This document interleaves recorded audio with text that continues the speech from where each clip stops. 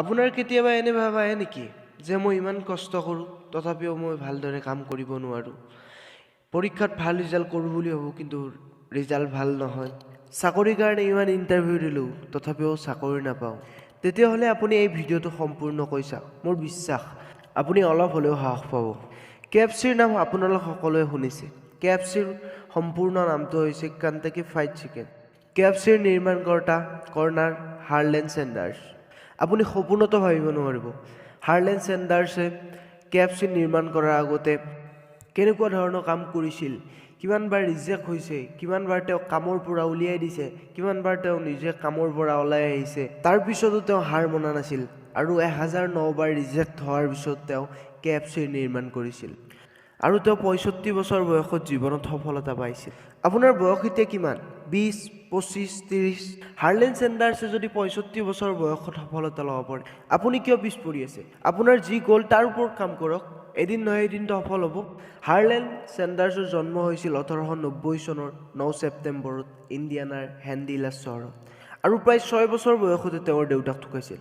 আপুনি নিশ্চয় অনুমান কৰিব পাৰিছে 6 বছৰ বয়সত যাৰ দেউতাক ঢুকায় সেইজন ল'ৰাৰ কি অৱস্থা হ'ব, সেইজন ল'ৰাই কিমান কষ্ট খাব লাগিব জীৱনত। দেউতাক ঢুকাৰ পিছত মাকে ঘৰ চলাবলৈ এটা সৰু সুৰা বিলাহী কোম্পানীত কাম কৰিবলৈ লৈছিল আৰু মাক নথকা সময়ত হাৰ্লেন চেণ্ডাৰ্ছৰ দায়িত্ব আছিল ভায়েক ভনীয়েকৰ লগতে ঘৰখন চম্ভালা আৰু তেতিয়াৰ পৰাই তেওঁ মাকক ৰন্ধা বঢ়াত সহায় কৰিবলৈ লৈছিল। এনেকৈ দিন যোৱাৰ পিছত মাকে এদিন দ্বিতীয় বিবাহত বহিছিল।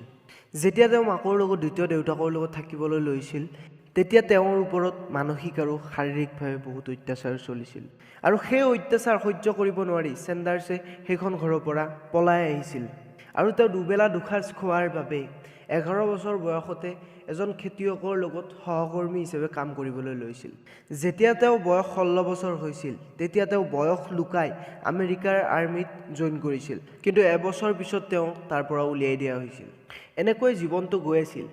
তাৰপিছত তেওঁ ৰেলৱেত কাম কৰিবলৈ লৈছিল, তাতো তেওঁ কাজিয়া লাগি তাৰ পৰা ওলাই আহিছিল আৰু যেতিয়া তেওঁৰ 20 বছৰ বয়স হৈছিল তেতিয়া তেওঁ মাকৰ ঘৰলৈ আকৌ উভতি গৈছিল আৰু তাত গৈ এটা LIC কোম্পানীত কাম কৰিবলৈ লৈছিল, কিন্তু তাতো বেছি দিন থাকিব নোৱাৰিলে।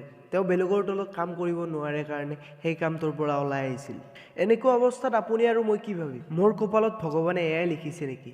চেণ্ডাৰ্ছেও এইখিনি কথাই ভাবিছিল, কিন্তু তেওঁ হাৰ মনা নাছিল আৰু যুঁজিবৰ কাৰণে তেওঁ সাজু হৈ আছিল আৰু 1990 চনত তেওঁ এটা নাও বনোৱা কোম্পানী খুলিছিল, কিন্তু সেই কোম্পানীটো ভালকৈ চলা নাছিল। তেওঁ তাৰপিছত ভাবিছিল এটা লেম্প বনোৱা কোম্পানী খোলোঁ বুলি, কিন্তু তেওঁৰ আগতে এটা ভাল কোম্পানীয়ে ভাল কোৱালিটিৰ লেম্প বনালে আৰু মাৰ্কেটত বিক্ৰীৰ বাবে উলিয়াই দিলে আৰু তেওঁৰ পৰিকল্পনা হৈ ৰ'ল। সময় কালৈকেও ৰৈ নাথাকে। চেণ্ডাৰ্ছ যেতিয়া 40 বছৰ বয়সৰ হৈছিল তেতিয়া তেওঁ ৰাস্তাত চিকেন পকৰা বনাবলৈ আৰম্ভ কৰিছিল আৰু ৰাস্তাৰে যোৱা মানুহক ফ্ৰীতে খুৱাবলৈ লৈছিল আৰু সেইখিনি সময়ত তেওঁ মানুহৰ মাজত জনপ্ৰিয় হৈ উঠিছিল আৰু তেওঁ এখন ৰেষ্টুৰেণ্ট আৰম্ভ কৰিছিল। 1935 চনত যেতিয়া সেই ঠাইৰ গভৰ্ণৰ লবি লেফান সেই ৰাস্তাৰে গৈ আছিল তেতিয়া চেণ্ডাৰ্ছৰ ৰেষ্টুৰেণ্টত সোমাইছিল আৰু তেওঁৰ চিকেন খাইছিল আৰু তেওঁ তাতে চিকেন খাই ইমানে ভাল লাগিছিল যে তেওঁ সেই ৰেষ্টুৰেণ্টখনৰ নাম কেণ্টাকি কৰ্ণাৰ থৈ দিছিল। গভৰ্ণৰ অহাৰ পিছদিনাৰ পৰাই তেওঁৰ ৰেষ্টুৰেণ্টখনৰ নাম মানুহৰ মুখে মুখে উচ্চাৰণ হৈছিল, কিন্তু সেইখনো 4 বছৰ পিছত নচলিল, সেইখন বন্ধ কৰিব লগা হ'ল। তাৰপিছত তেওঁ আৰু এখন ৰেষ্টুৰেণ্ট খুলিছিল, সেইখনো বিশ্বযুদ্ধৰ কাৰণে বন্ধ কৰিব লগা হৈছিল আৰু তেতিয়ালৈ তেওঁৰ চিকেন সকলো ঠাইতে ফেমাছ হৈ পৰিছিল আৰু তাৰপিছত তেওঁৰ মনত এটা চিন্তা আহিছিল, তেওঁ যদি সকলোৰে ৰেষ্টুৰেণ্টত তেওঁৰ ৰেচিপিখন দিব পাৰে তেতিয়াহ'লে তেওঁৰ চিকেন সকলো মানুহে খাব পাৰিব। কিন্তু তেওঁ ভবাৰ দৰে কামবিলাক হোৱা নাছিল আৰু তেওঁ প্ৰায় 1009 বাৰ ৰিজেক্ট হৈছিল আৰু কোনোপধ্যে তেওঁ হাৰ মনা নাছিল আৰু তেওঁ হাৰ নমনাৰ কাৰণে KFCৰ নিৰ্মাণ হৈছিল আৰু আজি গোটেই বিশ্বতে KFCৰ ব্ৰাঞ্চ স্থাপন কৰা হৈছে। এয়া আছিল হাৰ্লেন চেণ্ডাৰ্ছৰ জীৱনৰ কাহিনী। তেওঁ সফলতা পাবলৈ জীৱনত বহুত সংঘৰ্ষ কৰিছে আৰু সেই সংঘৰ্ষৰ ফলত তেওঁ জীৱনত সফল হ'ব পাৰিছিল। আমি এই ষ্টৰিটোৰ পৰা বহুত কথা শিকিব পাৰিলোঁ।